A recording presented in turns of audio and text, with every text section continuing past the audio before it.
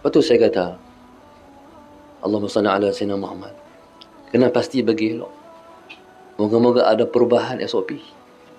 Salli Sayyidina Muhammad. Tapi tak sampai kita pun tak tahu. Cara fikir masing-masing tak sama. Dah 2 tahun lah. Mayang jarak-jarak. Tapi tak mengurangkan pun kes. Allahumma salli ala Sayyidina Muhammad. Barangkali kita kena balik pada agama lah.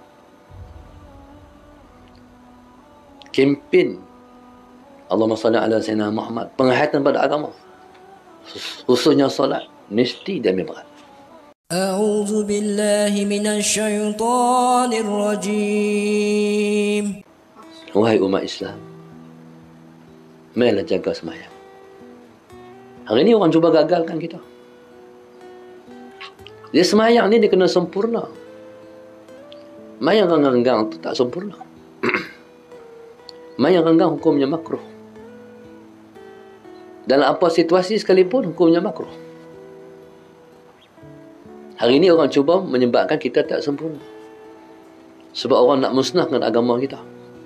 Orang nak hancurkan agama kita. Lepas tu pula, bila timbul isu macam ni, maka orang yang hari tu makin banyak pergi masjid, hari ni dah mengurang pergi masjid. Macam mana agama akan jadi? Ini fitnah pada agama. Dia yang tu yang Nabi kata, wala taj'al musibatana fi dinina. Ni doa Rasulullah. Wahai Tuhanku, jangan jadikan musibah dalam agama kami. Hari ini oleh kerana kita duduk di akhir zaman, maka jadi fitnah pada agama kita. Allahumma salli ala Sayyidina Muhammad. Lepas tu pula disusahkan pula. Cukup 2 dos baru boleh pergi. Orang hak 2 dos pun tak pergi. Salah Sayyidina Muhammad. Akhirnya apa jadi pada agama? Tak tahu. Agama hancur. Moga-moga secepatnya Allah tolong agama kita, insya-Allah. Kita kena pakat berdoa. Sembahyang kena sempurna.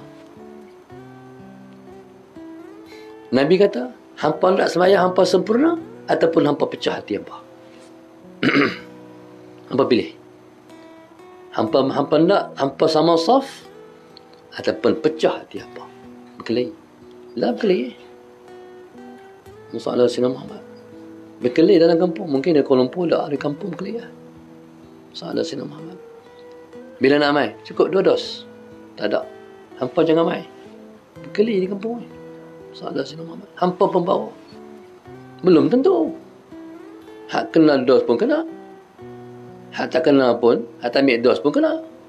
Belum tentu. Pecah hati orang kampung, hati masyarakat. Lepas tu Nabi kata, Allahumma salli ala Sayyidina Muhammad. Kalau kamu nak tengok sesebuah kampung itu aman damai, kamu tengok saf mereka. Kata Rasulullah. Kalau semayang culan calin, tak sama saf, kita faham kampung ni, faham, hati lepas pecah. Lepas kira duk clear. Tapi kalau kita jaga, macam zaman Rasulullah, Sayyidina Umar jaga tarik, jaga saf. Dia bahkan jaga saf. Sebelum daripada Nabi angkat takbir, dia pasti saf semua sama. Kalau ditarik pedang, tarik. Kalau tak sama saf, habis tumit-tumit semua. Faham tak? Tapi semua sama. Itu zaman Rasulullah. Semayang ni duduk pada kehebatan umat. Lepas tu saya kata, Allahumma salli ala Sayyidina Muhammad. Kena pasti bagi elok. Moga-moga ada perubahan SOP. Salli Sayyidina Muhammad. Tapi tak sampai kita pun tak tahu. Cara fikir masing-masing tak sama. Dah 2 tahun lah. Mayang jarak-jarak. Tapi tak mengurangkan pun kes. Allahumma salli ala Sayyidina Muhammad. Barangkali kita kena balik pada agama lah. Kempen Allahumma salli ala Sayyidina Muhammad, penghayatan pada agama, khususnya solat, mesti dia ambil berat. Punya beratnya sembahyang ni sampai Nabi suruh Mak ayah suruh anak sembahyang ketika anak berumur 7 tahun. Muru auladakum bisalah wa hum abna'us sab'in. Suruh anak kamu sembahyang ketika umurnya 7 tahun. 7 tahun ni, 7 tahun sudah pasti 7 tahun bulan Islam. Kalau 7 tahun bulan Islam, berarti umur 6 tahun tu dah 7 tahun dah. 6 tahun bulan Masihi, dah 7 tahun bulan Islam. Itu kena suruh dah sembahyang. Dan suruh sembahyang ni pula, masalah Sayyidina Muhammad, dia kena suruh. Dia bukan suruh sekali, dia kena suruh beribu kali. Abang, sembahyang lagi. Tak lagi mak, sembahyang dulu. Suruh sembahyang. Lepas tu kita kata, suruh sembahyang, suruh, tak sembahyang lagi. Passion, dia memang kena suruh. Sampai rap. Sampai jadi kebiasaan. Sampai dia sembahyang, dia tak boleh tinggal sembahyang. Barulah orang tu akan jadi orang yang sempurna dalam kehidupannya. Allahumma salli ala sayyidina Muhammad. Dia kena suruh sampai dia sembahyang, sampai dia lekat sembahyang. Allahumma salli ala sayyidina Muhammad. Kalau dia dah sembahyang, lempak pergilah dunia mana pun, tak apa dah. Hantarlah pergi mengaji mana pun, hantar pergi mengaji, hantar negara orang putih, tak ada orang Islam pun tak apa. Dia akan jadi seorang Muslim yang baik. Islam ni dia nak melahirkan seorang Muslim yang baik. Ajaran sekular dia hanya nak melahirkan seorang warga negara yang baik. Dalam negara baik, luar negara tak tahu je. Ada sekali kami nak pergi Mekah, transit di Thailand. Waktu kapal terbang nak terbang, dia ambil orang lain, orang daripada Thailand, Bangkok. Naik orang perempuan pakai seksi. Hitam semua. Lengan tak ada, baju tak ada lengan.